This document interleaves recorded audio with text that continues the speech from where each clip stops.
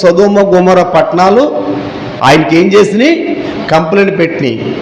ఏమని పెట్టినాయి అంటే, అసలు ఇక్కడ మాలో ఉన్నటువంటి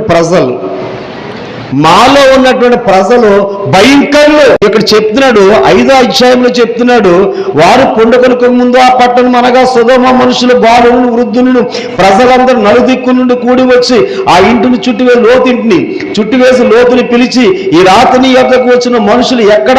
మేము వారితో కూడినట్లు మా యొద్దకు వారి వెలుపలకు తీసుకుని రమ్మని. ఈ యొక్క నినివే పట్టణం చేసినటువంటి ఆ పట్టణస్తులకి సువార్త తెలియదానికి ఏం చేశారు?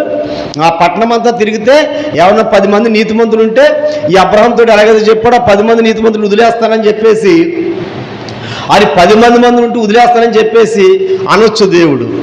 అయితే ఈ యొక్క సేవకుడు వెళ్ళినప్పుడు, ఆయన ప్రకటించినప్పుడు 10 మంది కాదు, మొత్తం పట్టణం అంతా పశువులు, కోళ్ళు,